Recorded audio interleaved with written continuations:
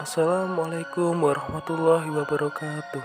Kembali lagi dengan saya Maharani Story. Pada kesempatan hari ini saya akan berbagi kisah, yaitu sang penunggu jembatan di perbatasan desa. Kisah ini sendiri dialami oleh teman saya yang bernama Jono, yang pada waktu itu dia asik bermain di rumah saya dan tidak sadar sampai larut malam dia baru pulang. Desa kami itu dihubungkan dengan sebuah jembatan yang berada di antara desa kami, yang konon dari cerita orang-orang sekitar, kalau lewat larut malam pasti ada makhluk-makhluk yang mengganggu. Dari awal saya sudah menyuruh teman saya untuk menginap saja di rumah saya. Akan tetapi Jono menolaknya karena dia sudah berjanji dengan ibunya untuk pulang ke rumah. Dan saya cuma menyampaikan pada Jono agar hati-hati di perjalanan saat pulang. Dan akhirnya Jono melanjutkan perjalanannya untuk pulang. Di tengah perjalanan pun saat mendekati jembatan tidak ada gangguan-gangguan yang terjadi. Padahal secara tidak sadar Jono sudah dinantikan sesosok makhluk yang duduk di jembatan tersebut.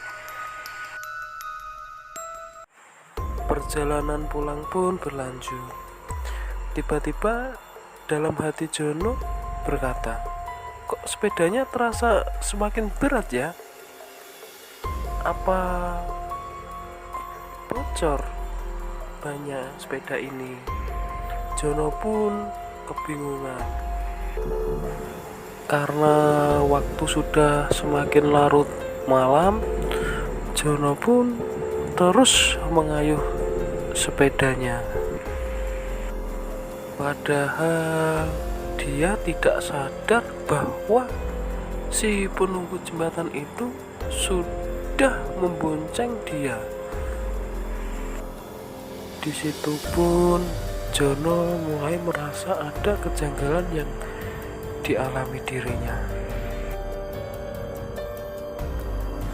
Apalagi saat dia berpapasan dengan warga yang sedang melakukan pos ronda dan seakan-akan melihat sesuatu di belakang si Jono itu. Jono pun semakin panik dan dia semakin kencang mengayuh sepedanya agar cepat sampai rumah.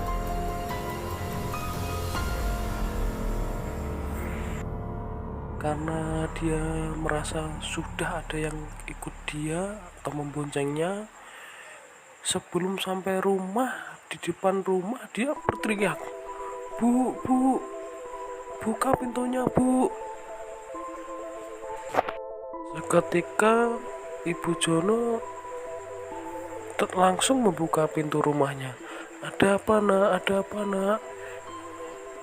Dengan sigap Jono membanting sepedanya di depan rumah dan langsung masuk rumah tanpa berkata apa-apa pun. Di dalam rumah Ibu Jono bertanya, "Ada apa, Nak?" Si Jono pun terdiam dan langsung masuk kamar. Akhirnya waktu sampai di pagi hari, Jono bangun seperti biasa.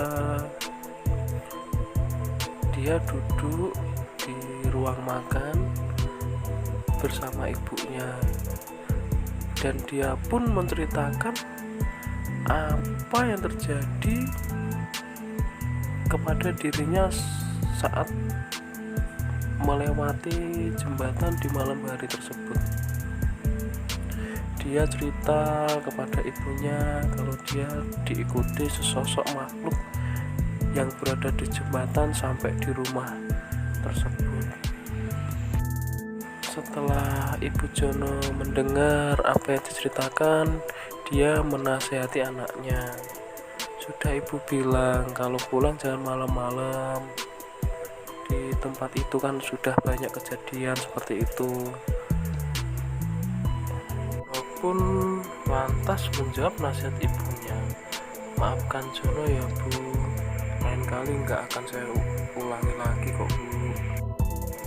Mungkin dari kisah ini kita bisa menyimpulkan ketika bermain jangan pulang larut malam, dan kita harus lebih disiplin waktu agar sesuatu yang tidak terduga tidak terjadi pada diri kita. Mungkin sampai di sini dulu kisahnya. Jika teman-teman suka dengan kisah dan cerita saya, jangan lupa ya di like and subscribe channel saya agar lebih berkembang dan tidak ketinggalan dengan kisah-kisah yang lainnya. Terima kasih. Wassalamualaikum warahmatullahi wabarakatuh.